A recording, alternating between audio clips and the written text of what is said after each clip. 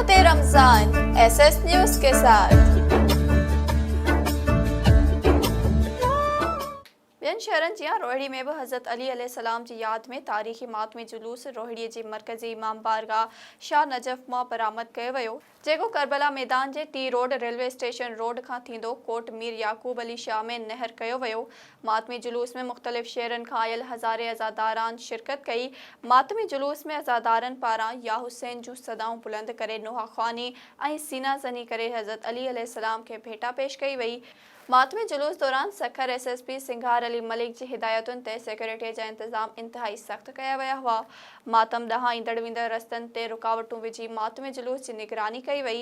मातमी जुलूस जे नहर थियण खां पोइ कोट मीर याकूब अली शाह जे इमाम बारगाह में मजलिस अज़ा बर्पा कई वई, जेका राति देर ताईं जारी रही।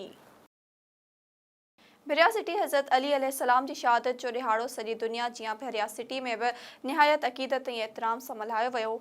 इमाम बारगाह मासूमीन खां नमाज ज़ोहरैन बाद इब्राहिम मेमण, मौलाना जवाद हादी, नजवी इम्तियाज़ मेमण, मुनवर जमाली ऐं ॿियनि जी अॻवाणीअ में मातमी जुलूस बरामद कयो वियो, जेको पंहिंजे रवायती रस्तनि खां थींदो वापसि इमाम बारगाह मासूमीन ते नहर थियो। मातमी जुलूस में अज़ादारनि पारां सीना ज़नी जो मातम करे इमाम अली अलैहिस्सलाम खे भेटा पेश कई वई। आईजी सिंध गुलाम नबी मेमण चयो आहे त कश्मीर ऐं घोटकीअ वारे कचे में पुलिस जो ऑपरेशन जारी आहे। धाड़ेलनि ख़िलाफ़ कार्रवायूं अञा भी तेज़ कयूं वयूं आहिनि। बहितर नतीजनि जे करे हाणे कराची में क्राइम जो रेशो घटियो आहे। हाणे कराची नोगो एरिया नाहे रहियो।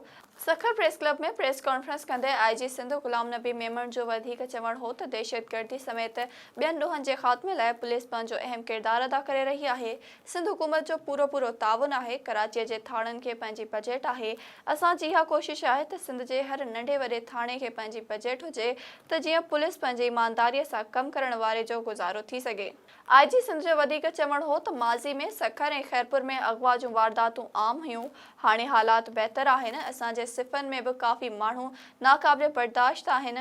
एहतसाब जेतिरो पुलिस महकमे में आहे एतिरो ॿियनि इदारनि में घटि पियो नज़र अचे। हिते पुलिस जे ख़िलाफ़ केस दाख़िल करे रही आहे। कराची सचल ॻोठ वेझो मखदूम बिलावल साम्हूं पकवान सेंटर ते फायरिंग, हिकु ॼणो ज़ख़्मी अस्पताल मुंतक़िल। फायरिंग कंदड़नि जवाबदारनि खे शहरनि पकड़े पुलिस हवाले करे छॾियो। एसएस न्यूज़ जे रिपोर्टर नवी बशखास केली मूजिबि कराची सचल ॻोठ भरिसां मखदूम बिलावल साम्हूं नवाब पकवान सेंटर ते हथियारबंदनि जी फायरिंग सबबि पकवान सेंटर ते वेठल वकार सुप्रियो शदीद ज़ख़्मी थी पियो, जंहिंखे फौरी तौर तिबी इमदाद लाइ अस्पताल मुंतक़िल कयो वियो। फायरिंग कंदड़ शख़्स खे शहरनि पकड़े सचल पुलिस हवाले करे छॾियो।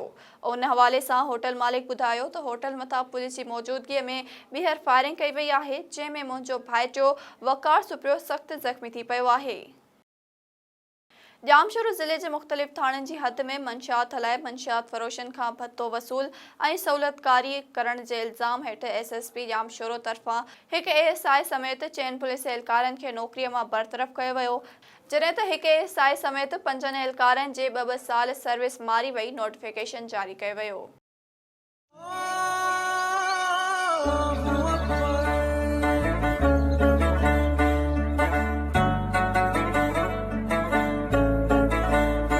रहमत रमजान एसएस न्यूज के साथ।